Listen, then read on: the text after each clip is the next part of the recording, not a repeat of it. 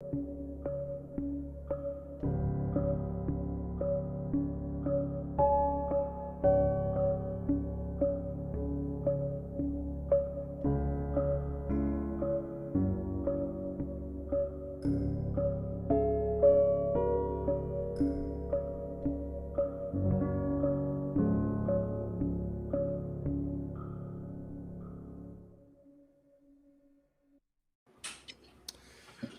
right, we'll wait for everyone to start coming on. Late start, guys. Apologies for that. We both have backgrounds that in the past that have made it so that being 5 minutes late is like being 20 minutes late. Or apologies for everyone that's watching and Dan. That's yeah, all right. it's been a hell of a week, but thanks for tuning in, guys. Obviously it's Wednesday, another live stream, and today is going to be epic. I've been wanting to. Dan and I have been talking about doing this interview for a solid year. It was the right time to do it. We're just winding this up. Obviously Fridays are hard for everyone, so Wednesday makes it perfect. And we're gonna pick Dan's brains today. So today we have on Dan Nikas. Nikas, is that right? Nikas is how you pronounce Nikas. it, like eyes and E.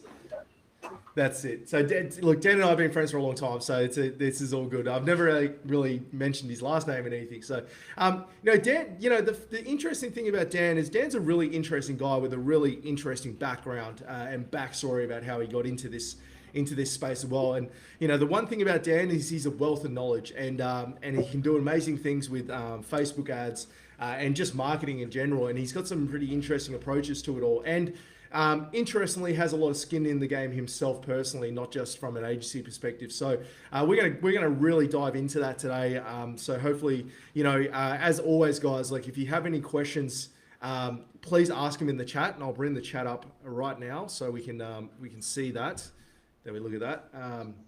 So bring up your questions. If you have any questions, bring them up in the chat. It's a great opportunity to pick Dan's brains because he's got a wealth of knowledge there that can really provide a lot of value to anyone that's looking at doing Facebook ads or is doing Facebook ads, email marketing, and just marketing in general. So, Dan, tell us a little bit more about yourself and Elite Brands. Oh, do you want me to start back at the beginning about how I got into it? Go back in time, mate. Let's go. All right. Start. Cool. So, I was a homicide detective in the police in Queensland for about 17 years, and while I was in the police, I used to travel a fair bit working homicide cases around the state. So I made a decision. Traditionally, detectives used to, after work, to sit in pubs or bars all day, and I decided that I didn't want to follow that path. I did it for a little bit and realised that it was just a slippery slope because I'd be gone away from home for up to 10 days at a time, and doing that 10 days out of a fortnight, it's just a recipe for disaster. So I turned my attention to fitness, which I really enjoyed doing, and started helping people with training and trying to stay off going out to the pub every night after work, and got convinced by a friend of mine to start up a fitness blog. That did really well. Started automating systems, started getting a lot of traffic using social media at the time. This was back in 2011. And just started growing it. It ended up with about 300,000 visitors a month come to this website. But I was making not a cent off it. It was just a passion thing. It was something that I did for love. Then got approached by Google about them training me on how to put AdSense on the website. Started making a few $100s a month doing that. Thought, this is great. This is going to pay for a holiday for my family every year now. And then really wanted to see if I could start to grow it a little bit more and automate processes a little bit more. And that's sort of what I found the most interesting, is that online you can automate most things. So I bought a course on how to grow Facebook pages. This is back in about 2012. It was called Penny Likes, and by a bloke called Don Wilson, who's now the owner of a big POD company called Gear Bubble. And he started to show us how to grow these Facebook pages really big, grew mine really big. And I had a look. He came to us after being in his Facebook group for a while, and he said, I've got this new way that you're going to be able to monetize your websites on your Facebook pages that you grow. And we're like, oh, cool, what is it? And It was actually the beta testing for a platform called Teespring, which is print-on-demand T-shirts, which no one had heard of, no one had thought to do before. These guys out of the States created this concept, developed it. As part of it, he trained us how to run Facebook ads. I found it just clicked with me. So this is back in about 2012. I started running Facebook ads, and what I found really quickly was I had a career as a police officer trying to find people who didn't want to be found. And there was not much reward when I did find them for them. Like, they were never really happy to see me. So when I found that I had, what's the truth? Wait, stop for a sec. Was anyone happy that you found him? No. No. And they didn't leave a whole lot of clues behind. So it was my job to try and find them, investigate it, find them, put all the pieces of the puzzle together. And then here I am sitting here on this platform called Facebook, where everyone's telling you everything about themselves, what they had to eat, whether they're going to have a kid, what they had for dinner the last night. So I found it really intriguing that I didn't really have to work very hard to find these people that I wanted to find to sell T-shirts for my fitness business for, because they told me everything about themselves. So I started selling a lot of T-shirts and hoodies and stuff like that, and going from like having a nice family holiday to paying for my mortgage for a year. It was around that time that things started to sort of unravel for me within the police, and I started having problems with my mental health, just because of the build-up of a lot of jobs I was doing. So unfortunately, I ended up getting medically retired from the police, and that was really daunting for me because I'd been a police officer for 17 years. I joined when I was 19. I never went to university. I graduated high school, but I never went to TAFE. I never got a trade. I did nothing except go to the police academy pretty much the year after high school. And that's all I knew, and I was really good at it. But unfortunately, it just took its toll on me. So I had to sort of reinvent myself and create a career. I had 3 kids and a couple of mortgages and stuff like that, and, a beautiful wife. And all of a sudden, here I am, I'm unemployed. I don't have any transferable skills, or so I thought in the traditional marketplace. Just 1 second, Dan. My headphones have died. Do you mind just grabbing my headphones out of the car? They're the little grey ones.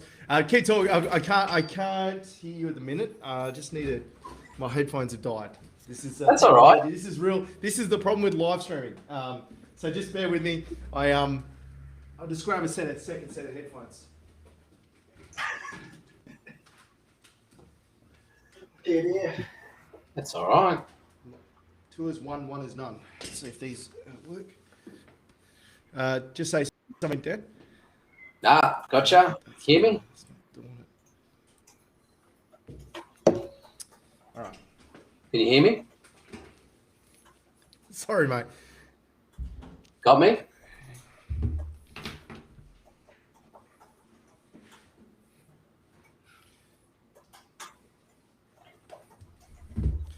Okay, sorry about this, mate. It's all good.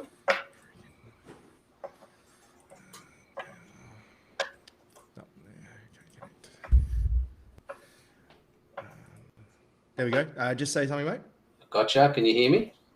I gotcha. Yep. Sorry. Continue. Sorry about that. Yeah. So I got to the point where I didn't have any transferable skills. So I thought in traditional marketplaces, like there's nothing. There's a saying you have in the police that there's nothing more ex than an ex-copper. Like you can't really do anything else.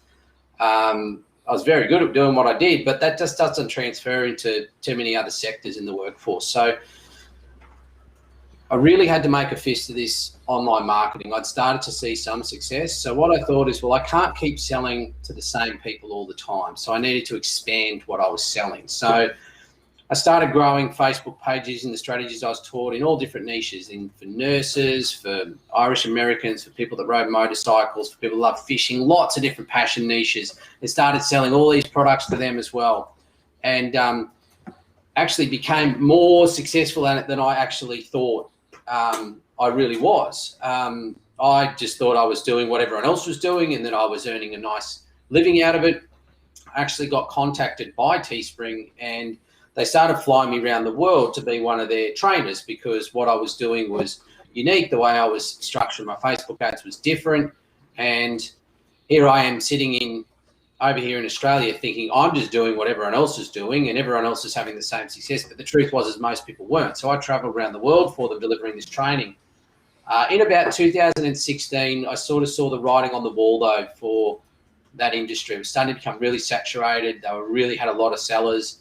And what I fundamentally felt I was doing was flipping cash. So what I was doing is if I wasn't putting ads on, then the money wasn't coming in, and I wasn't building a brand or a business. I was building Teespring's brand or business. They owned all the data. I had nothing. And until I came up with a new design or a new concept and started pushing ads out at it, I didn't make any money. I had no money coming in. So it wasn't sustainable long-term. It was very good for the few years that I did it. It was very lucrative, but I saw that it was starting to wane. It was around that time the drop shipping model became really popular with AliExpress. And I was like, all right, I'll give it a go because I feel I can build a website and a brand around it. Started trying that on a couple of the really successful niches I had, the clothing with the shirts and the hoodies. But look, I did it for about 6 months and just thought it's just not me. Like I felt like I was overpricing junk from China. It was arriving to customers in this yellow envelope with Chinese writing. It just wasn't. I mean, it's more sophisticated now, but at the time, it wasn't a good experience. I felt like a bit of a used car salesman. I didn't enjoy it, and decided to look going back to print on demand because that's what I was good at, but creating my own brand. And just at that time, a company called Printful had approached me knowing that I was a Teespring trainer and sold shirts really well. I said, look, we do apparel, but we've got this new product that's leggings. Did you want to give print on demand leggings a try? So as a test, I created a website called Gearbunch at the end of 2016 in December, and instantly within a week it just exploded. And now the name of the brand was Gearbunch because it was just a bunch of gear to start with. I had no idea whether this concept was going to work. So I didn't invest anything in brand building or, a brand voice or anything like that. And by the time I realized that I actually had a brand, it happened so quickly that I didn't even, and I was so busy, I didn't even have a chance to rebrand. So Gearbunch stuck, the color scheme stuck. We developed a brand voice and our unique selling propositions around it. But for the last... That was after the fact, yeah? That was after the fact because it just was a test and it just exploded and just did so well that, I just had to keep running with it. And it just kept going. We end up getting a licensing agreement with Disney to sell Marvel products. And what I found, though, is there was a lot of lessons to learn in that. There was a lot that I didn't know about running an online business that I had to learn on the fly. And it was, about systems and processes and standard operating procedures and staff, everything.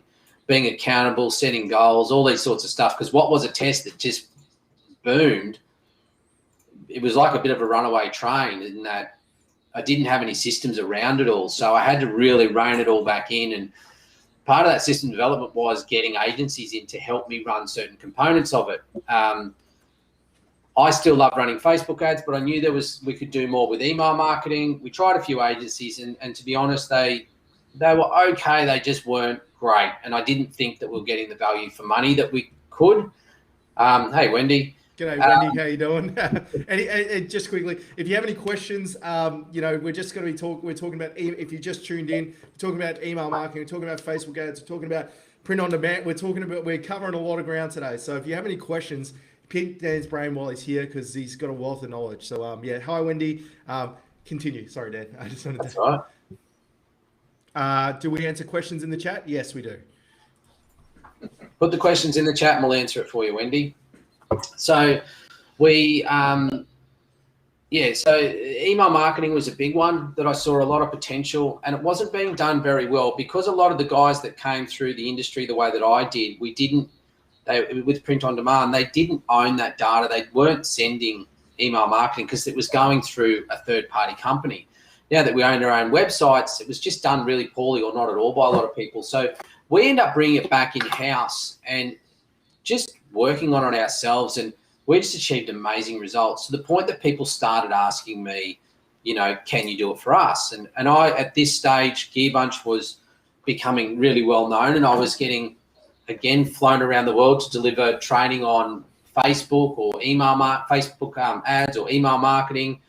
And I'd come off stage and people would say, "Can you run our email marketing for us?" And I'd be like, "Well, not really. I don't actually have an agency. I only do it for myself. I'm just happy to help you." But we got asked enough times that in the end we decided to give it a go. And because I love it. I don't like the agency model most of the time. But I love doing email marketing as an agency, and I thought I'd test it, realize that I really did love it. It's a really scalable system. We can get predictable results out of it, and it just works. The system we've got works. And the thing that I think makes it work the best is that we test all our strategies on our own brand, Gearbunch, before we push them out to clients' brands. So the stuff that the clients is getting implemented for them is only the cream of the crop. Like, it's not the stuff that did okay or tanked. It's the stuff that all worked all the time, and it just keeps on working for people. And there's not that volatility in there with some of the other services that you can offer. There's not, I mean, as you know, with SEO, it's very long term. People sometimes want results yesterday. Facebook, with everything going on, you can have a brilliant day one day and a shit day the next. Whereas email marketing, we find that it's just a really solid form of marketing that we can help people with, and we can over deliver for them most of the time.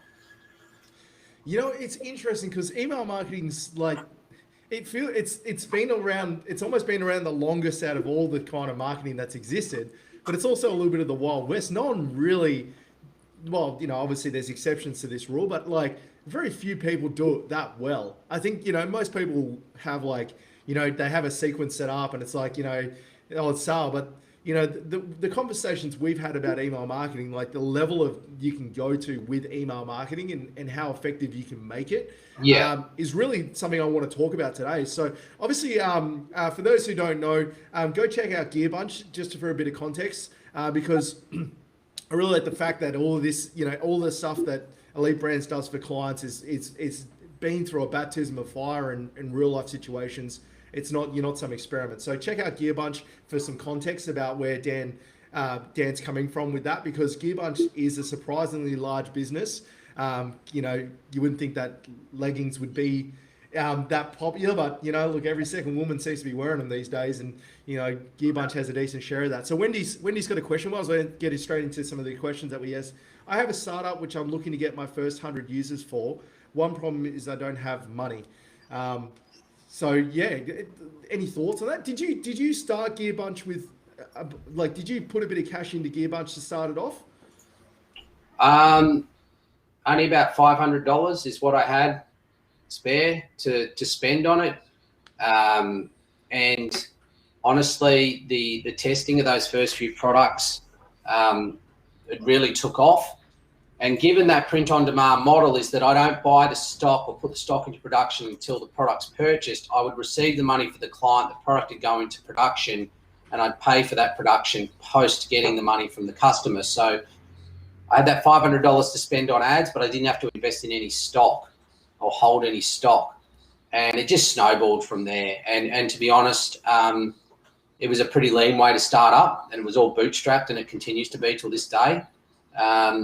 So to answer Wendy's question, I guess you probably need to know, I don't know, is it service-based, Wendy, or is it physical products? Is it e-commerce? It's probably a couple of strategies I can suggest, but I need a bit of context around what you're asking. And in terms of where do you get the databases for these emails, there is somewhere I can get a database. To be honest, you need to obtain them legally. It's you can't just get given databases and start emailing them, and that's the sort of stuff that'll get you into trouble. So you want to get your first 100 sales, you got no money, I assume you've got product, then I'd be looking at, probably the easiest way to do it is looking at approaching some influencers in your space and looking at potentially swapping some product for shout outs, video content, be active on your socials. But to be brutally honest, it's going to be pretty hard to start a successful business with no money.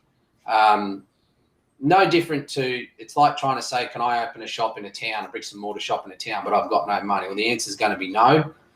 The money you need to invest in an e-commerce startup is a hell of a lot less than what you'd need to invest in a bricks and mortar business. So bricks and mortar, you're probably looking at, shop fit outs and stock and rent and insurance. You're probably looking at nearly $100,000. And then we need to adopt that same philosophy with e-commerce. You don't need $100,000, but you need something to start.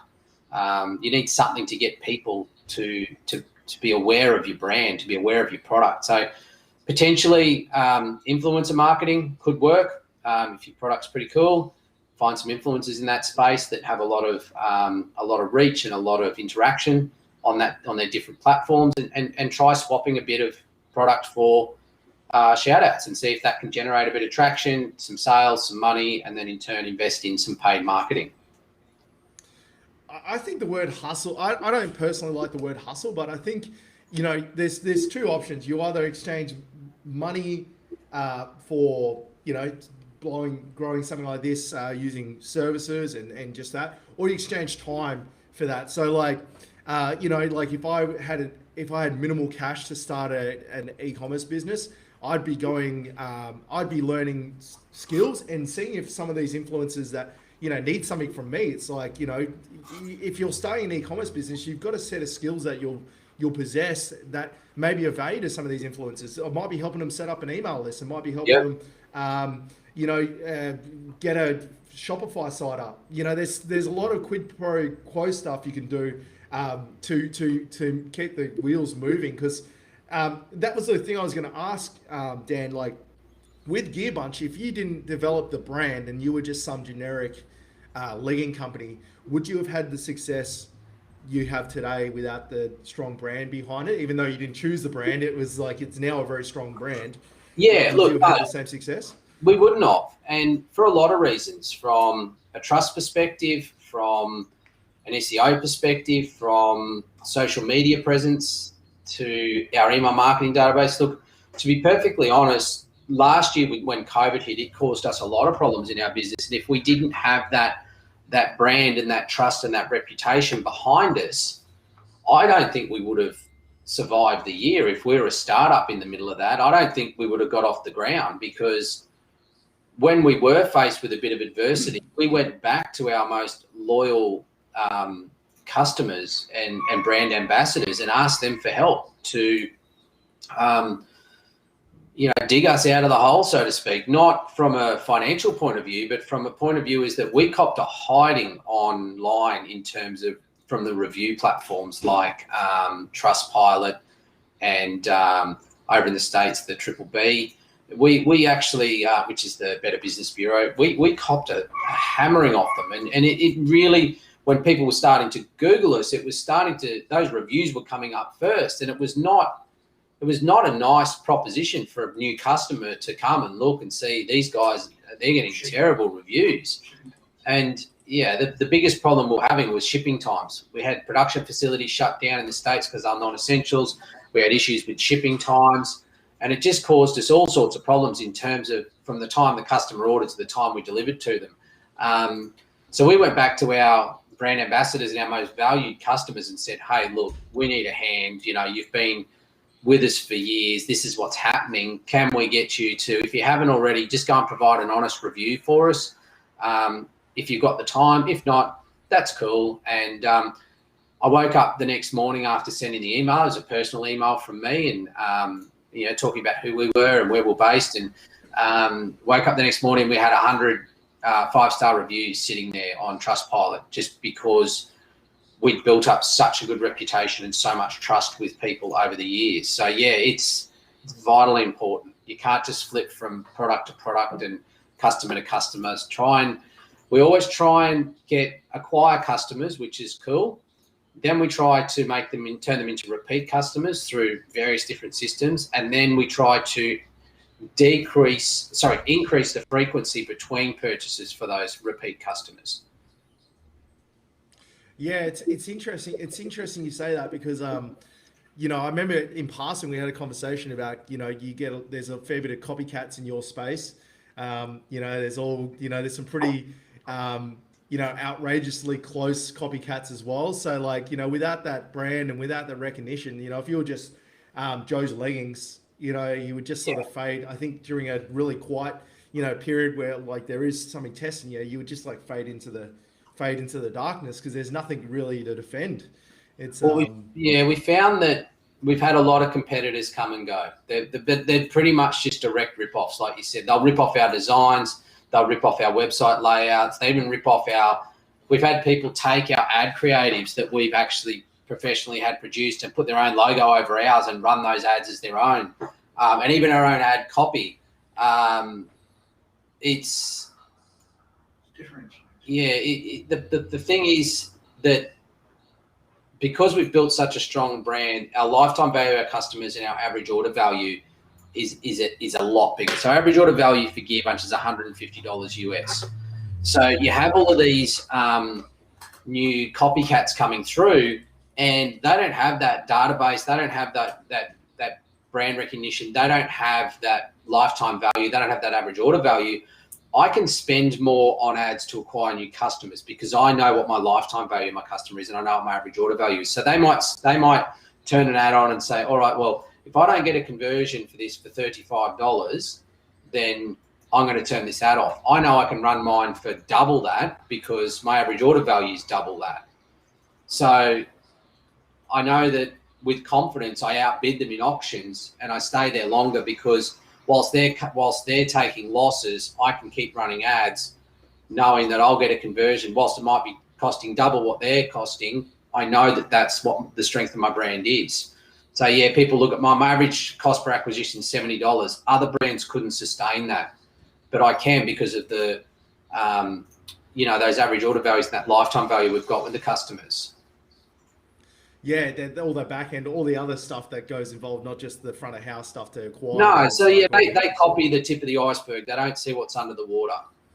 Yeah, that's the analogy I use. And I get criticised about it when I go on stage and I talk about it to people, or I come on lives like this and talk about it. People would be like, "Are you crazy? Like, why are you telling all these people what you do?" And I'm like, well, they only see that little bit. They only see what they can see online. They don't see everything else. And I made a decision to do that because I absolutely hated listening to lives or podcasts or going to events when I was starting.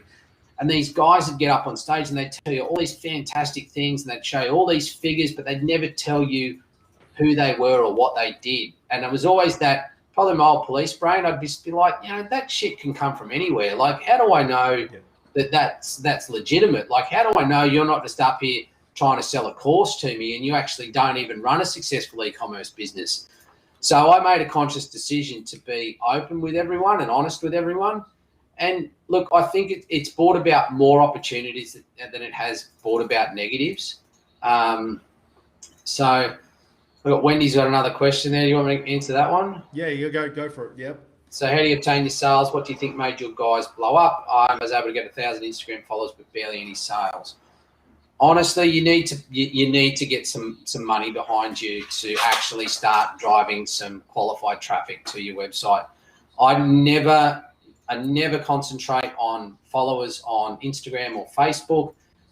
In fact, they're a byproduct of being a successful brand. People, you don't want to go, trying to build up Instagram followers. They're not always going to convert into customers, but they do build trust. It's a great way to make a touch point with them, and to start building that relationship with them so that they might eventually turn into a customer. But having 1,000 Instagram followers, it's like having $1,000 of monopoly money. You need to actually start getting some traffic to your website. It's honestly, just building social media followings is probably not going to cut it when you're a startup in e-commerce. It's there for social proof. Like obviously people see, 1,000 people liking your page. It adds a little bit to the social proof, but it's you got to remember that it's not necessarily if you build it they will come sort of thing. A lot of the big e-commerce sites, they spend a lot of time, energy, and effort on like exactly what Dan's talking about. It's like knowing their numbers so they can know how to acquire a customer for the right price, and then turning that customer into buying more. When he says here, great advice. Yeah, look, it's it's true. Like, I think that's the biggest misconception, even with this agency, full transparency.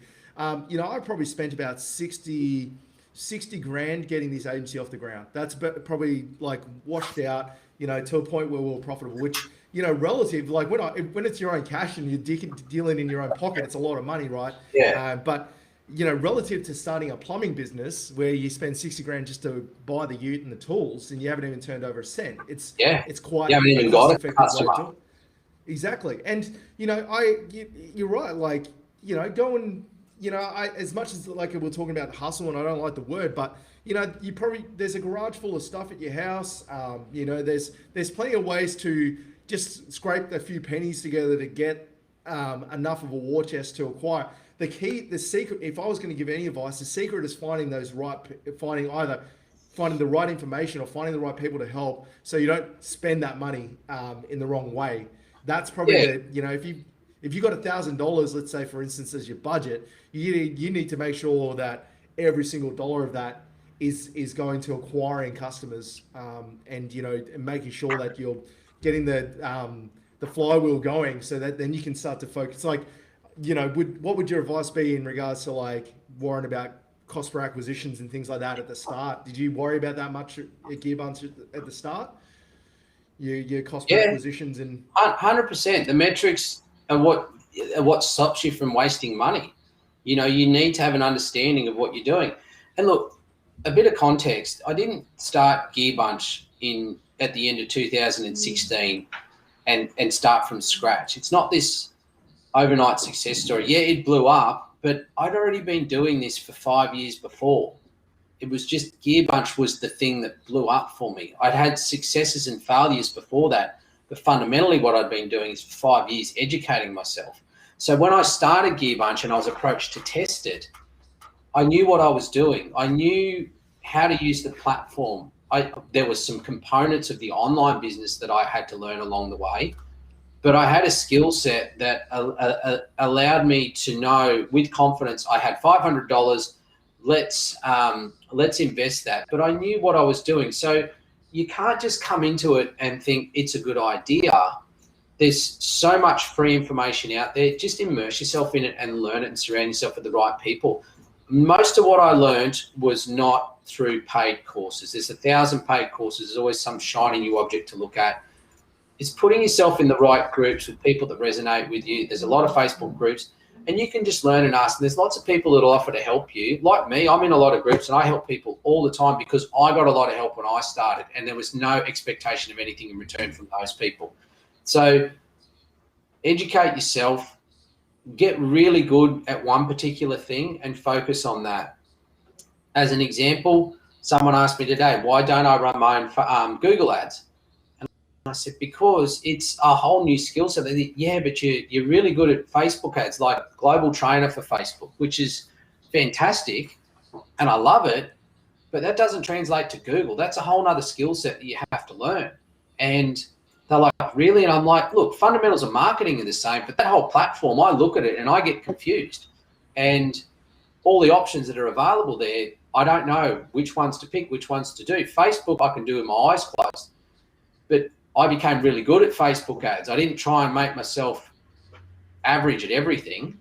I became really good at one particular thing.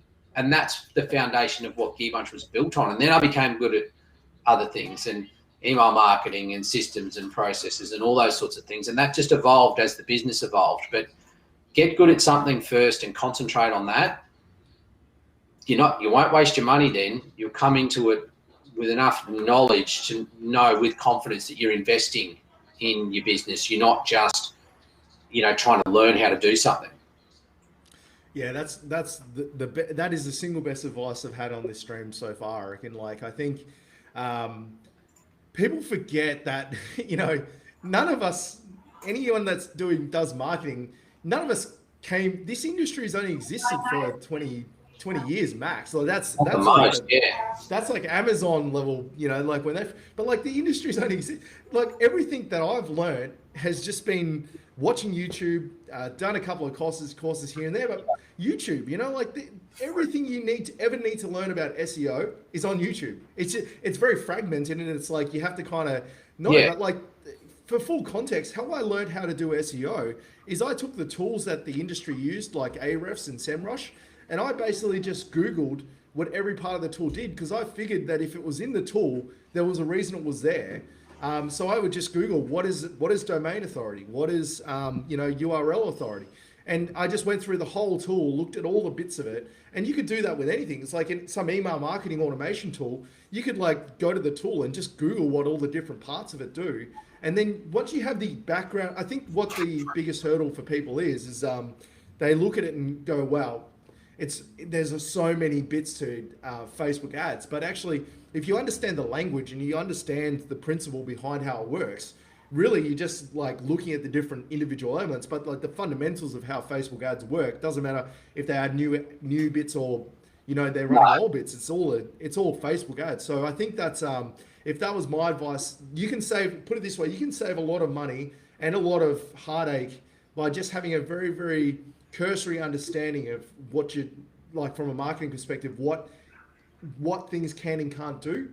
And then if you can't feel that, like Dan, like it's Google Ads, then at least if you have a cursory understanding of how it's supposed to work and what it's supposed to do, then when you go to the market and look for someone to help you, you won't get either scammed out of money, but also you'll be able to work out how it fits holistically in a bigger strategy, because you're not solely trusting someone's knowledge, and you can just fact check and hold someone to account when the results aren't there, things like that. So I think that's one of the biggest things that's missing is like people just don't do the tiniest bit, half an hour. If you spend half an hour learning about SEO, if every business spend half an hour learning about SEO and the actual just the principle of how it works, there'd be a lot less scamming happening in the industry, because you would go, when someone's throwing a whole bunch of numbers, you go, wait a minute, I watched this video and they were saying that's not, and then when they're umming and ahhing and trying to, your bullshit detector can go off then. So yeah, honestly, and probably another bit of advice when you're looking at who to follow is find 2 to 3 people in that particular field of expertise that you want to follow and follow their advice.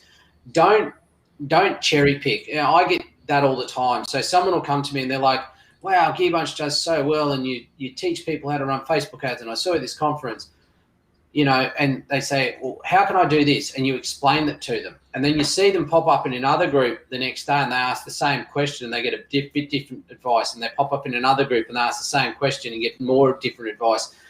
But they're not actually taking any action. They're trying to cherry pick the bits of information that fit into their mindset or their belief that they already have. And if they don't find that, then they go and try and ask someone else. Pick a couple of people that you actually respect for various reasons. Listen to their advice and follow them. So you got 2 or 3 people I'd recommend. There's 2 or 3 people that I follow. There's a lot of peripheral people that I talk to and share ideas with. But if I'm looking for high-end strategy now at the level that I'm at, there's only about 2 or 3 people in the industry I listen to. Does that mean there's more than 2 or 3? Yeah, of course there is. But there's 2 or 3 that when they speak, I understand what they're saying. When they're delivering content, I understand what they're trying to deliver to me. There's other guys in the industry that I know are amazing, but I fucking fall asleep listening to them, and I cannot get through a session with them. So I don't bother. Nice guys, yeah. Know them personally, sure. Going to listen to their training? No, because I can't get my head around it. I can't follow it. But some other guys that I just, every time they bring something out, I'm there, I'm listening to it. So yeah, it's that's probably my biggest bit of advice. Don't try and spread yourself too thin and listen to a few people.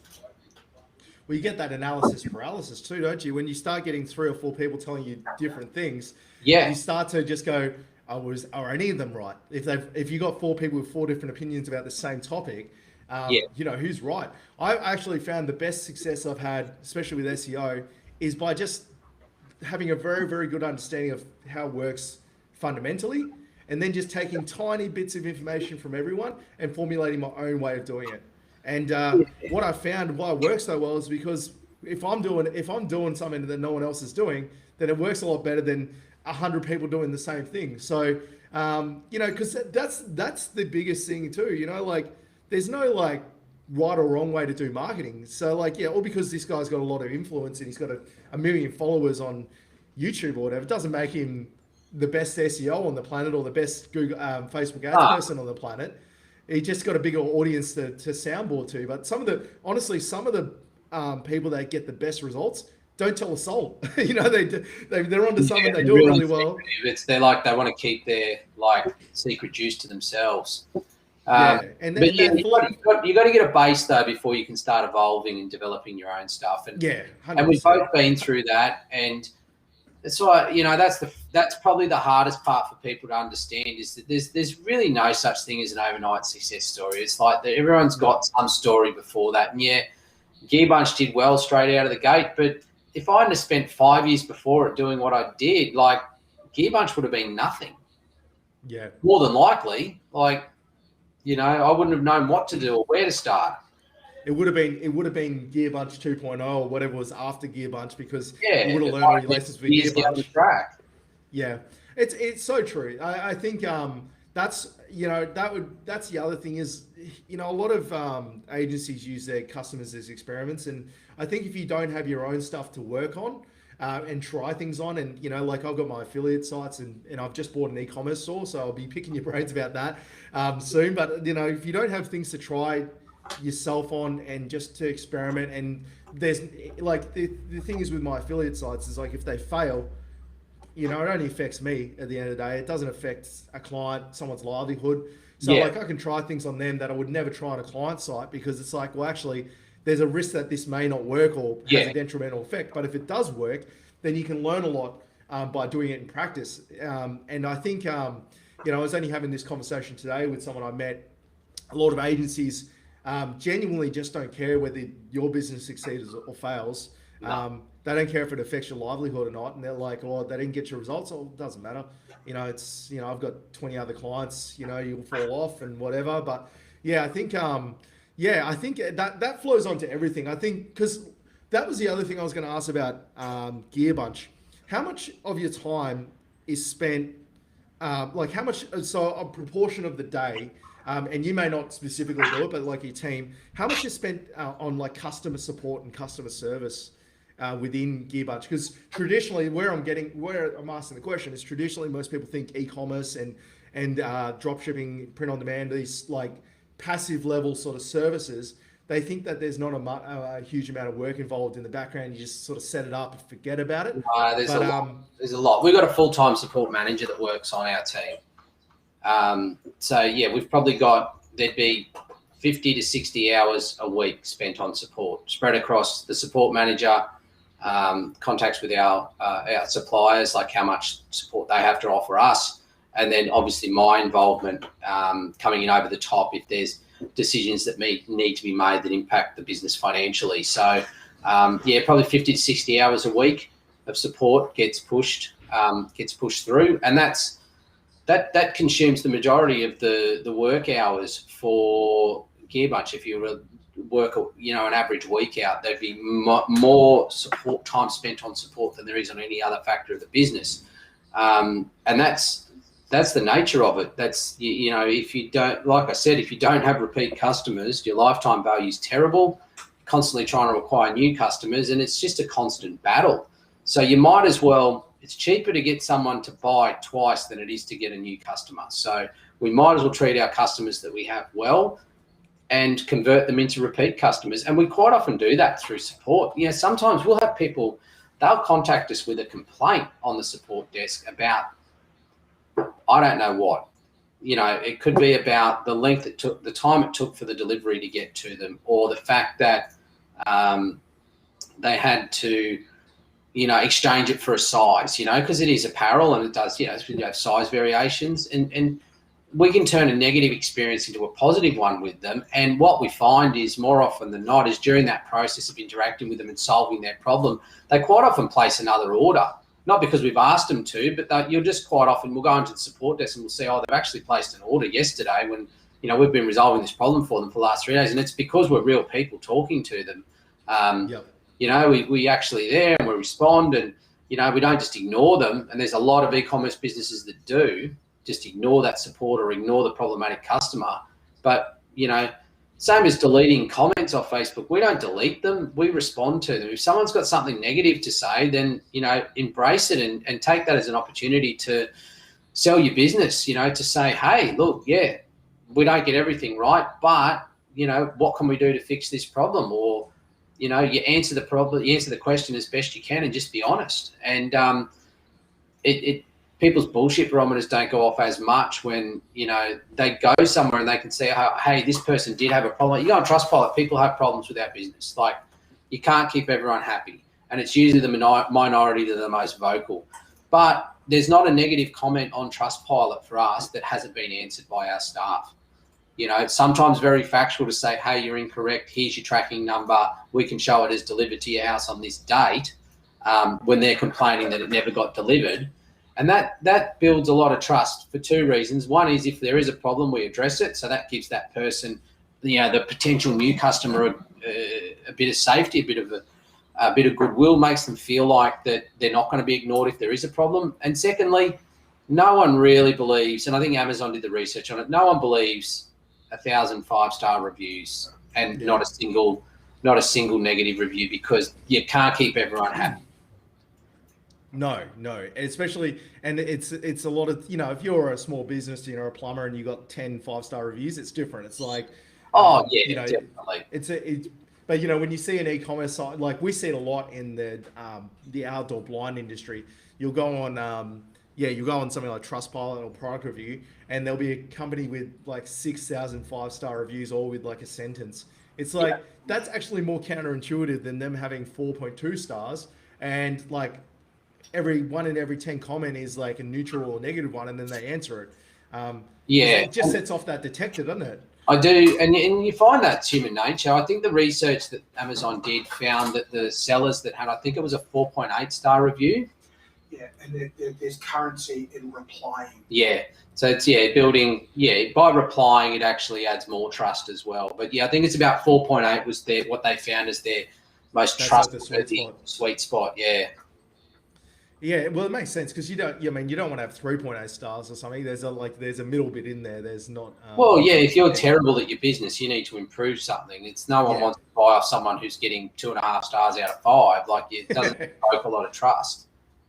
No, that is true. That is true. Now, I obviously we're talking a lot about Gearbunch because it's just an interesting story, and I think I've got one like question about Gearbunch, and I want to move into a bit of email marketing specifics. But Gearbunch, so like if you were to, so obviously Gearbunch, you know, that kind of, you've got a lot of processes in place. It kind of does look after itself a little bit. And what would you start now as an e-commerce business? What are the spaces you're looking, or what would you start now? Because obviously print on demand's pretty mature market these days too. So what sort of, that kind of sort of someone that's watching that wants to get a, like a revenue stream, like something like Gearbunch, what would you be doing, knowing what you know now? I'd definitely be moving towards a subscription-based model. So I'd be looking at physical products that recur monthly for a user. So whether it be, a consumable-based product that you need to replenish every certain period of time. I think that building those audiences that do recur for you, those customers that do recur on a monthly or bi-monthly basis, I think that's where the future of it is. It solves a lot of problems, not only from the product, but also from a person who, they're getting low on whatever it is, or they're just about used up whatever it is that they bought. It just automatically triggers a replenishment for them. And, it's that automation and that convenience for them. They don't normally go looking elsewhere unless there's a problem with what you're actually delivering to them. And I think that it gives you a lot more room for scaling and planning, because it's a lot more predictable, and you know how much stock you're going to need for certain periods of time. And, in turn, as you go on, what's the average life of a customer on this subscription? So then there's your lifetime value. You know how much you can spend to acquire a new customer. It's not just, well, I need to acquire a customer for less than the first payment subscription. It'd be, well, I know that on average someone stays for 6 months. Well, I can afford to spend up to X amount then to acquire a customer. Yep. So it's like the Nespresso coffee pods that we get coming in every month, like. Yeah, and have you got any intention of stopping getting them? No. And for a couple of reasons. The big one is it's convenient. That's it. You don't have to log on. You don't have to select anything. You don't have to pay for anything. You don't have to wait for anything. It just comes. Yes, and they can bank on that too. Like, you know, they would have a lot of obviously it's a pretty good scheme going on, but like, you know, they know that we're going to buy pods for 18 months, 2 years, like, you know, just based on our buying trends and stuff, and they'll go, well, we know our lifetime value is $5,000, $4,000 over the pod levels and sales and all sorts of things. Now, Wendy's just got another question here where it's so how does, this is obviously for Gear Bunch, how does delivery impact your marketing point? For example, do customers desire same-day delivery, things like that? No. So being print on demand, we don't offer same-day delivery. We don't hold stock, but we position it, instead of saying we won't make it until you buy it, we say it's handmade just for you. And we educate our customers to show them behind the scenes in the production facilities, to show them someone actually making a pair of leggings, how they actually make them. Then we get them ready to ship off to you. And people, once they realise they're being handmade for them, they're quite happy to wait. And we're very clear with that. We don't try and pretend that we're holding stock. We never have sales saying, don't miss out, we're running low on stock, because one of our value propositions is that we make it to order for you. So same day delivery in some markets, yeah, I suppose. For us, no. Our average delivery time is 2 weeks, and during that 2 weeks, we tell people what stage of the process it's in. So instead of it being a negative, we turn it into a positive and frame it so that it's something that they're excited about. I think that's why dropshipping has such a bad name, because you buy something not real. Well, a lot of punters on the street buy something, not realize it's a dropship product. All of a sudden, it takes 6 weeks to get to you, and you think it's lost or whatever. You know, I remember I bought a fidget cube. This is one of my few experiences with a dropshipping site that I didn't realize was a dropshipping site. I bought this fidget cube, and I was like, "You beauty!" There was no mention about time frames or whatever. It looked like an Australian company. Yeah. Bought it. 6 weeks, it hadn't rocked up, and I was like on there blasting and going, "Where's my bloody fidget cube?" You know, like, and they're like, "Oh yeah, it's been lost," you know, or it's whatever. And so, I think if you're honest, I think most people, like you said, it's just positioning, isn't it? It's like, it's not a negative. Like, you can look at it, the 2 week delivery as a negative, but actually to the right customer, that's a positive. They want something that's unique, that's handmade, like that's made, quality, that's not just spun out millions of times, you know, in a factory in China. You know, there's customers that want that and will pay a premium for it. Well, and that's right. And that's, we tell them where we hand make it. It doesn't come out of China. Not that there's anything wrong with that, but, you know, our customers, their products either made in Europe or the US, and, you know, they're designs that you can't just walk into a shop and get, and they're handmade for them and for the person. So it's, you know, they know that, you know, labor laws in the US and Europe, you know, they're not concerned about working conditions. They're not concerned about, you know, has this product been sitting on a shelf for 6 months? You know, it's made for them, and it turns into a benefit as opposed to the negative of delivery time. Now, yeah, exactly. And I think that's I think most businesses miss a trick there. It's, you know, it's like us, you know, obviously capacity wise, you know, we're a little bit smaller than others. I just go, well, look, you know, we do things slower. We move a little bit slower than other agencies. But, you know, look, if you ever need to get in contact with me, there's no account managers or anything here. You know, if you just want to have a chat, you know, like, you can talk to someone that's going to be able to affect decisions. So, I think that's like everything. But yeah, it's interesting that, because, I remember this distinctly. If you guys get a chance, whoever's watching, obviously, Wendy's, thank you for all your questions. If you have questions, jump on, ask them. Got a few people watching. If you get a chance, people, watch one of the Gear Bunch's videos, like one of their actual promotional videos that you do, because I know that you spend a bit on those videos. You know, Dan, they're not cheap to do and they're not cheap to produce, but, you know, it ties in with the branding and stuff. And because do you take those videos into account when you're acquiring customers and the cost of those videos? Do you spread it over because you can't really qualify how many sales you get from a video like that, or can you? Well, yeah, of course you can. You can look at the purchase conversion value from the ad running that's purely that using that video. But honestly, that when you're talking about production costs, like, it's not cheap, but it's for the content that you get. It's not overpriced either. So, you know, we're probably looking at on those videos over the last 3 years, I've probably spent $10,000, which sounds like a lot, but if you're a startup, but if you're reinvesting profits from the company and building that sort of creative, then it's invaluable, and it's worth a hell of a lot more than that money at the end of the day. Some of the videos we get, though, some of the best videos we get are not high-end production ones. They're just from influencers that we exchange product for videos for. And so we've got a lot of what we call micro influencers that have followers of, between about 3,000 and 10,000 people. And we approach them with the offer of free gear in exchange for videos and content. And you'll see when you go to our socials, all our content they're all influencers. They're all real people that we've offered gear to or offered a promotion to, like a discount in exchange for a video as part of a review process. And yeah, that kind of content is not all purchased. Yeah, we do have some high-end videos in there, but the majority of it is just from normal people that have relatively small followings, but they're super passionate tribes that follow them. Have you seen much of a uptake from TikTok and those newer platforms like TikTok and that? I started to dabble in it, but haven't found a whole lot of success with it. But it's one of those things that how far can you stretch yourself, and how much value are you really getting out of it if you're sort of looking at it every now and then. So I think that there's enough between the platforms that I'm on. We do a lot with Pinterest. That's where a lot of our demographic sits. We do remarketing on pretty much every channel we can, because that's fairly easy to set up and that's fairly predictable. But between Google, Facebook, Instagram, Pinterest, and our email marketing and our SMS marketing and our messenger marketing, we've got a lot of people that we can market to.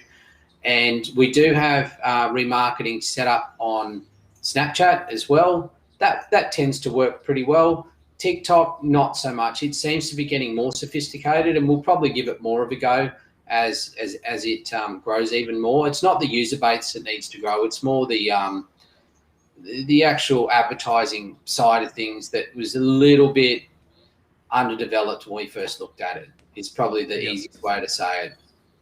Yeah, it's sort of coming to maturity now. There's some big brands on there, and it's you got to be out, with the way you guys work, you got to be able to track whether it's successful or not either. You can't just throw money at something and not be able to work out the return.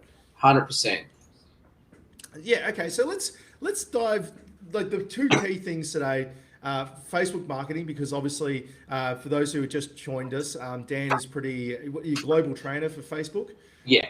So there's very few people that can really speak to the higher level as sort of where Dan is, because obviously it's not easy to become a global trainer for Facebook and email marketing. So let's start with Facebook for a sec. So obviously, look, let's talk about the elephant in the room. This iOS update. I'm not super familiar with it, and I get asked about it a lot. But I'm not a Facebook marketer, right? So I don't really dabble. Yeah. I kind of cursory look at it, but tell us a little bit more about what this update is and how it's going to affect ads and businesses, because I see you talk about it a fair bit in your in the groups and stuff. Yeah, so look, there's a lot to it, but fundamentally what's happened is Apple have now brought in a rule that by default you are opted out from allowing a app developer seeing all your personal data, and you actually need to opt in to allow that to happen. So years gone by, you download the Facebook or Instagram app, and by default, you allowed Facebook or Instagram to have access to your personal data. So, where you're going on the web, what you're clicking on, what you're searching for, all those sorts of things, and Facebook would then use that data to serve relevant ad content to you. Apple have decided under the guise of privacy to flip that and say, no, by default, you don't have permission now as the app developer. You need to ask for it. And what we're seeing is a lot of people, they're not saying no, they just don't know that they've actually been opted out of it. And what that means is that the Facebook Pixel then is not able to track that user anymore because the app hasn't been given permission to track them around the web. So the pixel really simply follows you around the web and looks at the behavior that you're exhibiting, what websites you're visiting, what you're adding to cart, what products you're searching for, what you purchased, all those sorts of things. By default, that's not going to be passed back to Facebook anymore. Facebook has, in response, developed server-to-server based integrations. So instead of relying on the pixel to pass the data, it's now relying on, or it can now rely on your server, so your website's data being passed back to Facebook. So if you have a look at someone makes a purchase at a very simplistic level, if someone comes onto your website, they haven't opted in to allow Facebook to track all of your behavior online. You go and you make a purchase from Gearbunch. I've got Gearbunch connected to Facebook. Gearbunch sends a signal from my server via the API to Facebook's server to say, over here, Jane Smith purchased this from Gearbunch. It then passes all that information over to Facebook, which has, their name. It's all hashed so that no one can see it, but it's their name, it's their phone number, it's their address, it is their IP address, it's their residential address, their IP address, their birthday, whatever information you collect from the user on your website, you pass that back to Facebook. Facebook then runs a check through the list of all of its users and tries to match up that user with the information you've provided. And because you're providing so much information, the chances of them making a match are pretty close, pretty high. So that information is then used to attribute that purchase to that particular ad that was seen by that user based on the information you've provided from your server.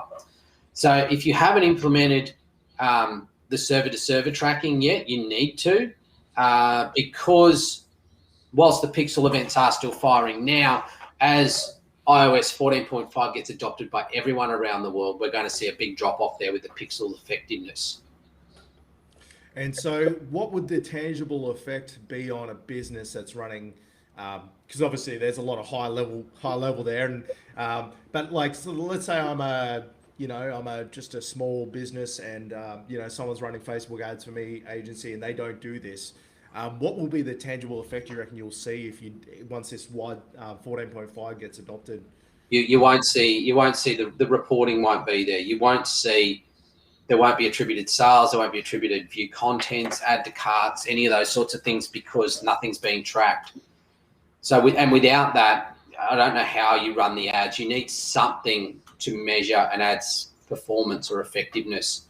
So yeah, it's not, if you're getting an agency running it for you and they're not setting up this server-to-server tracking for you, it's not, it sounds really complicated, but for example, on Shopify, there is a native integration called Shopify Commerce that just, you turn it on and you connect your ad accounts to it, and it works seamlessly. It's already been built out by Shopify to talk to Facebook. It doesn't cost you anything, and if they're not doing it, it's either A, because they don't know they should be, or B, they're lazy.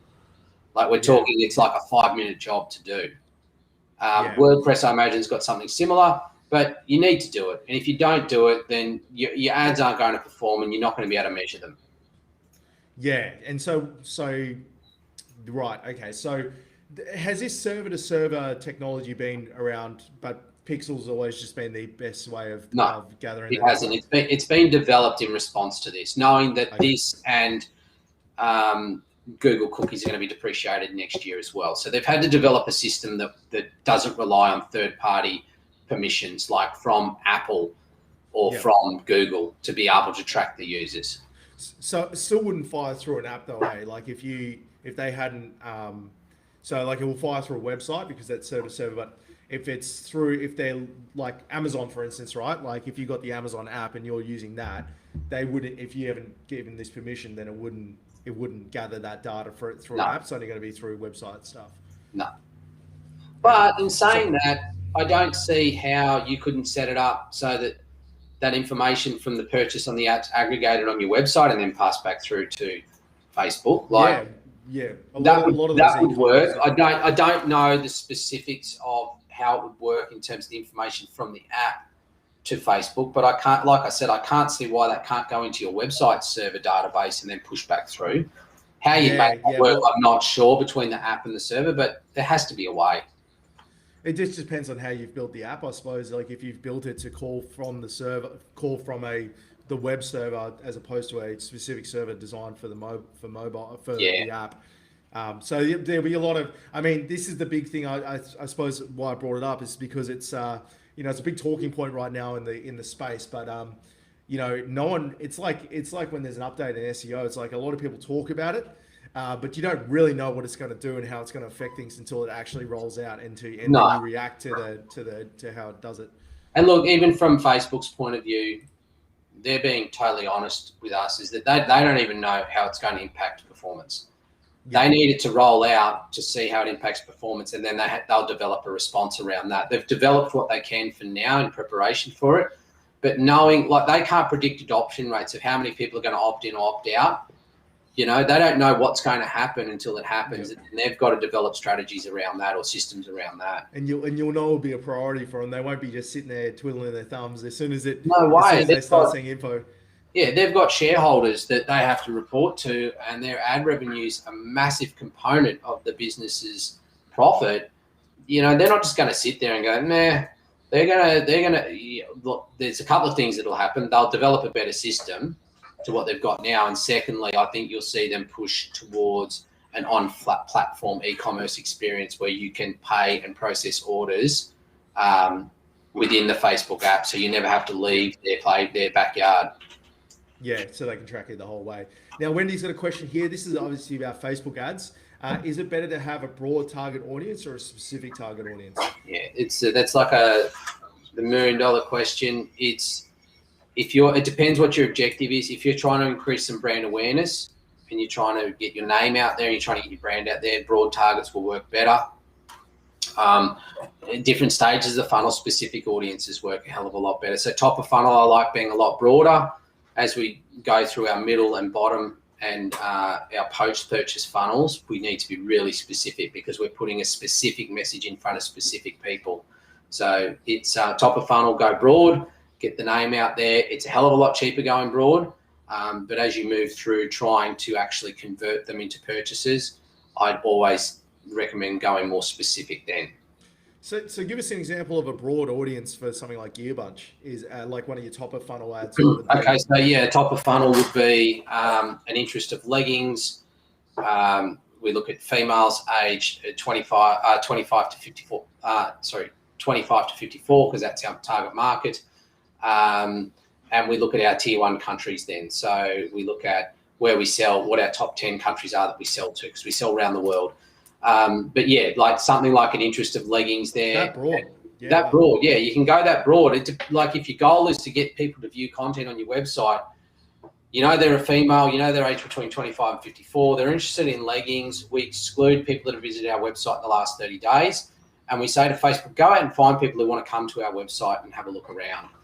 And then those people are then put into our systems, so they're going to be remarketed to or targeted at our middle of funnel, at our bottom of funnel, and also through our email marketing, push marketing, messenger marketing, SMS marketing, whatever it is that, however we've got them, wherever they fit into that system, and they'll just be moved around from section to section, platform to platform, depending on what we're doing. It's anecdotally, Dan and I have done a bit of work together, and I'd be on the website and all of a sudden I'm getting Gearbunch ads, remarketing to me. Oh, you'll get and Dan be like, and Dan would be like, oh, you're in this part of the funnel. If you're seeing this ad, you're in this part of the funnel. Yeah. Go and click this and see what happens. That's the truth though, is that we built this business in Australia, in a small little coastal town over here on the east coast of Australia. And people actually think we're a large American brand, and it's just because of the fact that we're ever present. We're everywhere to them. So we're always like, no matter where you go, we're going to be there. Eventually you'll fall out of that funnel. I'll give you 28 days to convert with different messaging, different ways to try and get you across the line. But eventually you'll fall out of that funnel unless you put yourself back in it by going back to the website. But it's not a case of we'll forever market to you. We've got a system that lasts that 28 days. And if we can't convert you after that, I'm not going to spend any more money trying. I will just wait for you to take some action yourself. So that's, so like when you, so I suppose that's a big thing, isn't it? It's like it's not one thing specifically that makes something like Gearbunch successful. It's using a whole bunch of marketing philosophies, I suppose, and techniques together collectively to get the best result. Yeah, That's the way I gather it. it's a full funnel system, and that's where people let themselves down, is that they're always trying to acquire new customers at top of funnel, and they might have a bottom of funnel remarket, like a retargeting campaign running for people that abandoned the cart but didn't buy, and that's sort of where they stop. But you want to be able to reach people everywhere all the time, and that's why when we take on clients, we build out this solid back end for them with email marketing, because they're pouring so much money into these ads and there's nothing scooping it up at the bottom. And we find that once we implement these systems, like we just took on a furniture brand over in the States, and within 30 days, they had one flow that generated one flow for an abandoned cart on their email marketing. Now, this is a multi-million-dollar brand over in the States. They had one flow, and it generated them $83,000 in 30 days, which sounds amazing. It generated about 8% of their overall revenue for the store. It was generating $1 million a month. Now we generate in the last 30 days $1.1 million for them in email revenue alone, which equated to 41% of their revenue because of the systems we built out. They were pouring so much money into marketing, they had no or a very limited bottom of funnel with their email marketing, and we just they're letting it all fall through, and we scooped it all up for them. So they went from making $83,000 a month in email marketing to 1.1 million, which they're stoked with, because we charge them $3,000 US a month to run it for them. Yeah, and it's a flat good fee. return. Yeah, it's a pretty awesome return, and they just let us do what we want now, because we're making so much money for them, and that's part of the scalable systems that we do. And it's the same system for them that we use for a company making $30,000 a month, not millions a month. They're making $30,000 a month. We run the same system for them. It costs the same because we have to put in the same amount of work, but it stays a flat fee. They actually asked us on a call on Monday, at what stage do you guys put your prices up? Because we're making them so much money. And I said, we don't put our prices up. Like, we don't, just because it's working for you, it doesn't mean we need a bigger piece of the pie. We're doing the same amount of work for you. Maybe to our own detriment, but we didn't set up the agency to bleed companies dry when they are successful. We set it up to help people. Yeah, that's interesting. So, like, talking about email marketing for a sec, I think we could go down the rabbit hole with this, and I'm going to personally pick your brains once I get this e-com store, because I think it's a baby. It was a defunct baby warehouse, like a baby supply store that went bust basically. So we bought all the online assets, but anyway. Obviously, email acquisition is a big part of the strategy for email marketing, because you can't market to people if you don't have their emails, or can you? That's what I'm asking. So what are some of the tactics you use to acquire emails in something like this furniture company or Gearbunch? Notwithstanding newsletters. Obviously, newsletters seem to be everywhere, but what are some of the ways emails are acquired in some of these more complex email marketing campaigns? Look, the simplest way to get an email is to have a pop-up that's based on behavior of the user, and the pop-up needs to be an incentive for them. So, we don't just have a pop-up that comes up straight away. We have a pop-up that comes up offering a discount, but it's only after the person has scrolled a certain percentage of the website, has been on the website for a certain amount of time, or is showing an exit intent. So it's not just shown to everyone, and it's not shown to people that we already have their email for. It's just shown to those new users that have been on there. They're looking around. They've spent a bit of time on the website. Looks like they might go, or they might need a little bit of a nudge. We offer them an incentive of either a discount percentage or free shipping, something along those lines that might be a bit of a barrier to them otherwise, and we get their email that way. Another way is we run competitions for clients every month. So we'll have a monthly prize draw where we'll run something like a Facebook lead ad. We'll generate leads that way, and have a draw at the end of the month, generate a few thousand leads for them a month doing that, usually fairly cost effectively.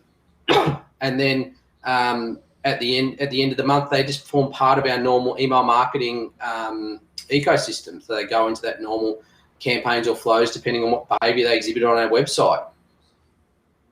So, yeah. So obviously, okay. So like, I think where a lot of businesses that I speak to stop is they'll acquire an email, or they have an email list, and they'll send a newsletter, and that's about all they do with the email. That's that's like the stock standard approach. So what are some things that businesses can actually do to help increase the engagement of email? Because there's a lot of people that sit there and go, "Oh, newsletters don't work," and it's probably true. No, newsletters don't. Like, they're not. Well, they can in certain industries, but I don't find they work mostly for us. Like, so we've got 7 flows that we set up as our foundation, and I'll go through those in a minute. But fundamentally, let's look at, say, that customer that comes to your website, they haven't bought anything, and they have filled out the lead form, the pop-up, but they haven't actually purchased anything. We put them in a flow called a leads retarget. So they're a lead and we're going to retarget them. And what we do is we talk to them about how they can use their code or discount or whatever it is that we've offered to them. And we give them a job. And the job is, in this occasion, to drag us to their primary inbox. And we put a little GIF on the email, show them how to get across there, so that when we send them an email, it will never get lost. It'll always be in their primary. It's not going to end up in their spam. And that then sends good signals back to Gmail and stuff like that for us. We then we take them through a process where we're constantly reminding them of the fact that they haven't used this discount. If they use the discount, they drop out of that flow and they'll go into another one that we call the welcome series flows, which is welcoming new customers. So, but if they haven't purchased and haven't used their discount, then they'll stay in that flow, and we'll talk to them, constantly reminding them that hey, you still haven't used it, but did you also know? And we'll talk to them about a pillar of the company, or it's something that makes our company unique, or something that makes our product special. So for Gearbunch, it could be the fact that, did you know that we hand make all of our products just for you? And we have some information about that. Or it could be for common support questions that get asked. So again, using Gearbunch as an example, one of the most common support questions that we get asked is, are your leggings see-through? And they're not. So we go into those and we actually go into that and say, these are never see-through, and this is why they're never see-through. And then we show some social proof of women in some like really deep squats or some unique yoga poses or something like that, showing that the product's not see-through. So these people, they're signing up to get an incentive or a discount, and there's something there that they're interested in, but there's also something that's still a barrier, a reason why they haven't converted. And so we try and address those during this series by saying, we hand make them for you. They're made in the US or Europe. They're never see-through. They're squat proof. That's another question we get asked a lot as well. So we've developed these pillars around answering what is effectively our most common support questions. And if we can't, by the end of that series, convert that person, then they're probably not going to convert. If we can't convert them by offering them a discount or incentive and then talking about our value propositions, about what make our products great, then we're probably not going to convert them. So then they'll fall out of that system for us. If they do buy, they end up in a welcome series. So I'm happy to talk about the Elite 7 that we have. So if we're running it in order, the leads retarget's the one where they sign up a pop-up, they don't buy. The next one in the series is called an abandoned browser. We like to call them window shoppers. So if you come to our website, we have a bit of script that fires through our email service provider that says, hey, this person looked at this product, but they didn't actually add it to cart and they didn't buy it. We might want to send them back to that product.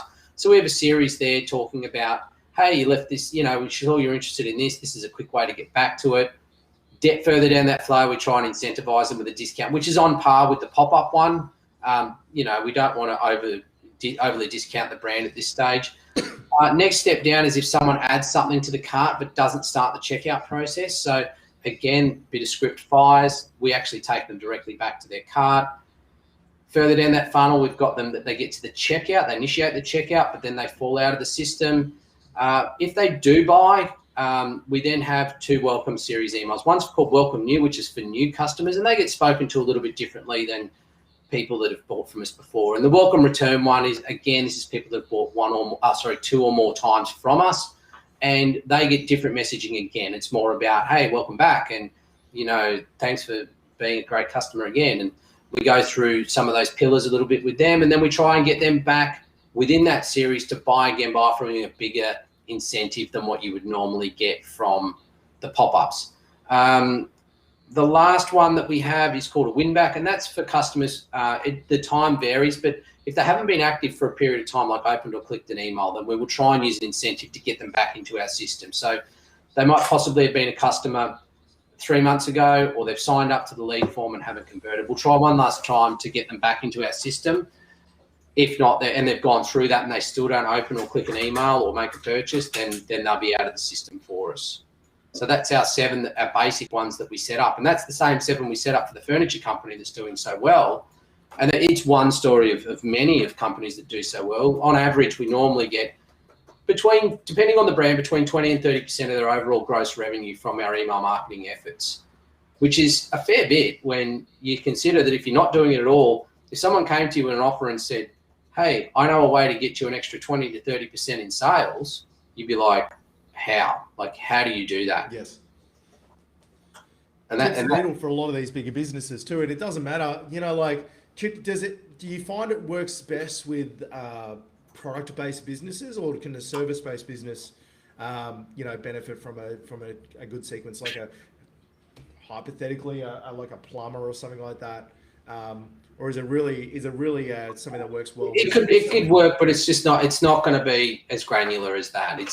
It'll be a lot more simplified. You wouldn't need 7 flows targeting different user behavior on a website. So I think that a plumber could use a lot of, let's say, a service-based business, could use a lot of automation around thanking first-time customers, reminding existing customers that they're due for X. Let's say you're a dentist and there's a checkup coming up, we could trigger things along those lines. During that time, you could educate people about different things prior to that reminder. Yeah. So, it could be, we just built you a deck. Did you know that every month this is something you should do to your deck? Or every 3 months we recommend that you do this, and every year we recommend that you do it, like all those sorts of things. And then you're an expert in that field and you're helpful, and what they don't realize is that it's all automated, and that you're only having to build this out once, and then it just continues to work for you. And it could mean that, like you said, it doesn't matter if you're selling a product or a service. Lifetime value is lifetime value. If you can get them to use you again in the future, or recommend you to someone that exactly. And who are they going to recommend, or who are they going to use in the future? The people that have done a good job for them, and then over delivered with reminders or a bit of education about how to make the most out of what you're doing, how to get the most out of what you're doing, then you're going to go back to them. Exactly. Hello, Madrid 1019. We're just talking about email marketing. Really good info. That decking thing's a great idea. Like, if you're a landscaper, you just build a deck, put them in a sequence. It goes, look, you just spent a lot of money on this deck, and here's a few things that could help you prolong its life. And then next thing, you slip in there. It's like, oh, look, a lot of people, we find a lot of our customers don't have time. We don't have time to deal with that. You offer it as a go, actually, yeah, you can go. Hey, it's been 12 months. How's your deck looking? Have you been able to maintain it the way that we recommended? Hey, if not, life gets busy, life gets in the way. Would you like us to come around and check it out and see if we can give you a quote on redoing it for you, or whatever it might be? Yes, 100%. I think email marketing is a funny one like that. People don't see the value in it, but like you said, if it wasn't valuable, it wouldn't have survived. It wouldn't have survived all these, Facebook ads. It's still like, what are some of the conversion rates you get on email marketing, say, compared to like a Facebook ad? It's not apples to apples, obviously, but like, no, if you look at an average, you're probably looking at about $1 per user per month. If you were to look on average across our client base, and it does change from industry to industry. But I think probably the biggest lesson about email marketing, about why it's stuck around and why it will continue to stay around, is because you own the data. So It doesn't matter what Apple decide to do or what Google decide to do or what Facebook decide to do. You own that data, and you can use that data how you want, because if you're long provided you acquired it the right way. You know, you can email market to them, but you can also use those lists to create custom audiences in other advertising platforms because you own them. So you can create custom audiences out of audiences that you have in your email segments and push them through as custom audiences to Facebook, and then create lookalike audiences from them. So there's a lot you can do with it because you own that data, and it's not controlled by a third party. You own it. And there's a lot of value in that data too, isn't there? Like when you think about, if you were to sell Gearbunch right now, that email list and that email sequences and all that stuff you control has a huge amount of value to the next person that buys it, because, like I said, it's not obviously you got email opening rates and things like that, but like it's taken one update from Apple to really disrupt the Facebook ads ecosystem. Yeah. When that kind of thing's not really going to happen in email, because the less people, like I find personally, if I get an email, I'll open it. Even if I know it's kind of spammy or whatever, I'll still probably open it and read it. Whereas, you get a Facebook ad, it just gets lost in your feed. Facebook's trying to make money, so more and more ads get a bit of, but people still like opening emails and reading what's in them. Exactly. So that surprise box. And do you find that works for SMS marketing similar, with the open rates and everything like that? Oh, SMS conversion rates are through the roof. And it's because it's so specific. Like we run our SMS funnels the same as we run our email marketing funnels. So we have almost the identical flows for SMS as we do for email. The big thing with SMS is people can tend to ignore emails, but people never ignore a text message, or very rarely. They don't. They'll actually stop what they're doing even mid-conversation to look at a text message. I don't do that with emails. I'm shit at doing that with text messages. I always look at it. And they're all connected to your watches and stuff now, and you can't ignore them. So the actual open, click, and conversion rates on them are the highest of anything that we have. And do you reckon that will be like that forever, or do you think as more people adopt it, it will get, it will get throttled out, and you reckon it's something? I think it will get saturated a little bit, but how many SMS marketing emails do you get at the moment? Yeah, none. The odd mechanic will send me one. The mechanics seem to be onto the SMS marketing because they were probably doing it before anyway. And it was like service-based providers like hairdressers and dentists. They've always had it, but most e-commerce stores don't do it still. So just do it. And do you have to be pretty careful about what you put in those emails, or is it like I'd imagine real salesy ones don't, or do you just you've only got 160 characters, and by the time you get through the compliance stuff of what you have to put in, you can't really put too much in there. It's just going to be a specific link, and hey, you left something in the cart, click here to go back, that sort of stuff. It's very direct messaging, because you don't want it to go over 160 characters, or it's going to cost you 2 SMSs every time it goes out. You don't flog it with emojis, because it becomes an MMS message, which is, costs almost 10 times as much. So it's just a very direct SMS that you just push out to someone just to remind them that they left something in the cart, or that we're running a special offer, or, it depends on, what your message is trying to get to them, but they're always very short and punchy. Now, Wendy's just asked us a question here. Why don't a lot of e-commerce brands do YouTube ads? Is Facebook just more effective for e-commerce? That's an interesting question. I've always wondered that myself. Yeah. I have YouTube Premium, so I don't see ads, but I'm sure they... What I find is if your product lends itself to video, so if someone is interested in a product and they watch a video to show how it solves a problem for them, then that tends to convert well. Most physical products don't convert as well on YouTube ads, because it's kind of a tough sell. People are on YouTube for different reasons to what they're on other platforms for. So, but if they're looking for like a how-to video, and then all of a sudden it could be how to oil my deck. Let's go with the deck theme again. So how do I oil my deck? And you get onto YouTube and you're looking at it, and you can put an ad in front of them that shows them this actual product that you have that makes oiling the deck easier, and the video shows them how to oil the deck easier, well, that's a hell of a lot more relevant. I don't see too many people going to YouTube saying, where can I find squat-proof leggings or, non-see-through leggings, those sorts of things. I put ads in front of people. They're mostly remarketing works for me on YouTube. But in terms of acquiring cold traffic, not so much. Whereas I think that if it's a product that can demonstrate that it solves a problem that someone might be already on there looking for an answer for, then that would work. It's why the Ty Lopez of the world and stuff did so well with YouTube ads, because people were searching how to make money and how to do this and ways to side. And then you got some guy with a Lambo and books and stuff putting you in a. It lends itself perfectly to that kind of thing. Because that's the intent of the person when they go to that platform, is they're looking for a solution to a problem that they've got. And if you can put that right ad in front of them that has a solution to that problem before they've even looked at the actual ad, before they've actually looked at the video, then that lends itself to a really good product solution for them. It's like if you had a baby that wasn't sleeping well, and then you advertised a colic relief dummy or whatever. Yeah, that's like the perfect.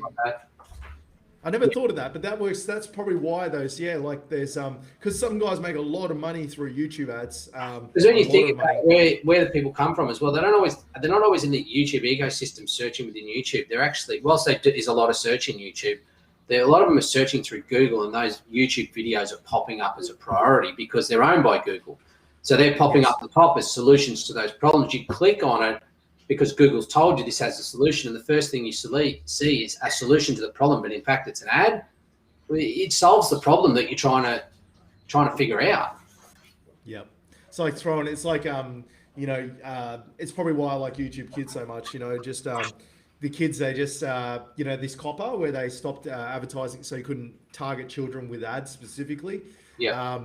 Because you got boys watching YouTube, and all of a sudden they're getting hammered by ads for toys that are very specific to what they're watching, and so I think it's a double-edged sword, this kind of thing. But again, it plays into a holistic strategy, like you said, for your remarketing. I'd imagine your Gear Bunch actual commercial ads, they remarket in YouTube and pop up in YouTube. Yeah, we remarket in YouTube using those, but we don't try and acquire cold traffic by showing them specific products, because it's very hard to get the right product in front of the right person there. Yeah, 100%. Now, Wendy, look, I know you're a busy guy, Dan. This has gone on for an hour and a half, and it's been a hell of a chat. I know sometimes it's best just to talk about scenarios and there's a lot of stuff here that I think there's going to be a lot of people post this, especially when we cut this up into clips, post this, that are going to want to pick your brains about this stuff. Even myself, I've got about 10 follow-up questions to this, but there's only so much time in the day. Dan, where can people find you? Where can people find you? Yeah, so we've got a website, elitebrands.org, which is on the bottom in front of my name there. We've also got a Facebook group that we're pretty active in, which is called Elite Brands. It's a private group, so just answer a couple of questions to get in. But it's basically, the questions are, don't be a dick or we'll kick you out. Or don't try and advertise your own products in there or we'll kick you out. But the rest of it is just jump in there. That's where you find us. That's exactly where it is. Yeah, Elite Brands on Facebook, elitebrands.org. We do have an Instagram account, but we're not overly active on there. I do find that I can get more granular within the Facebook groups, and it's easier to be posting links to videos and things like that for them. I find that the best way to communicate with us. If you have any questions, or if you've got questions of the group or a post, or even if it's just something that you don't know and you want to learn about, just post it in there. Yeah, we'll help you out as best we can. That Elite Brands group is really, really a unique group. Everyone in there, there's a lot of interaction in there, and there's a lot of people. There's a lot of smart people in that group. And it's you guys don't use it as a tool to pitch what you guys do. That's what I like about it. It's a really good group. So if you get a chance, join that. There's a lot of people in there willing to help. And and like I said, elitebrands.org, if you're interested in what Dan can do for your business, if you're sort of looking and exploring this path, have a chat to Dan. He, as you can tell, he shoots pretty straight. So if it's a fit, if he can feel like he can help you, no doubt he will.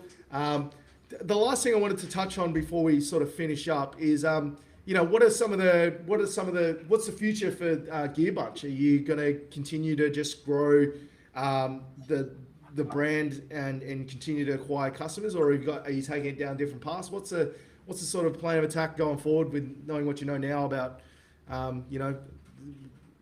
Facebook, the I 14.5 and things like that?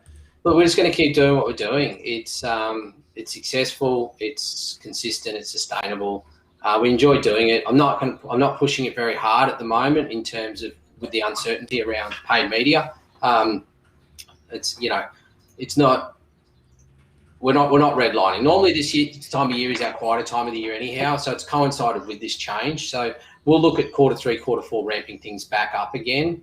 At this stage, we're still actively advertising. We're still actively doing everything, just at a lower scale or less scale, given the unknowns that are around what's going on. I don't want to be burning through advertising budget, trying to figure out this. I'll let Facebook figure it out and then start pushing hard again. Yes, once you sort of do it. The other question I had, and then we'll just quickly, this global Facebook trainer. What's that about? What do you do there as part of that? So there's 8 of us throughout Australia and New Zealand, and we are engaged by Facebook to travel and deliver content, deliver training to businesses. Normally it will be around the world. Obviously at the moment it's only around Australia. So like on Monday, I'm going down to the Blue Mountains to deliver training, an all-day training session on Tuesday to about 100 businesses that will be there. And it's a full-day event. We'll deliver the content on behalf of Facebook. And all the 8 trainers are all business owners. So we're all good at helping people, but we're also brand or business owners ourselves. So which is what they wanted. They didn't just want Facebook staff delivering content to businesses, because it's a little bit self-serving, I think, is their point of view. So they've gone and engaged business owners who also have an ability to train and deliver. And so we get around and they put on these free training events, and away we go and deliver the content to people. That's awesome. Yeah. So how's Zuck, mate? When was the last time you spoke to Zuck? How's he doing? Mate, he's good. He's good. He's a bit stressed. I was going to say he's sweating bullets right now, I think, with this update. But look, I think Facebook will survive this. I don't think they struggle for cash. So, that's it. It's like Google Ads. There's always talk about them changing the rules and how the ads are applied. These companies have whole warehouses of people dedicated to working out how to make this work. So yeah, I think Zuck will survive. They'll have it sorted. Awesome, man. Well, thanks so much, Dan, for coming on. It was a bit of a convo. I had a whole bunch of questions here, but I thought let's just dive into the stuff I'm interested in, because if I'm interested in it, everyone else is going to be as well. Thank you so much, Wendy, for joining us. It's nice to get some questions that are relevant to what people are facing, and more power to you. Good luck with your No, it's a bit of a running joke. It's I think it'd be a privilege for Zuckerberg to know Dan, not the other way around. So, but in all honesty, good luck, Wendy, in your e-commerce venture. Join Elite Brands, get in there, ask questions. For sure.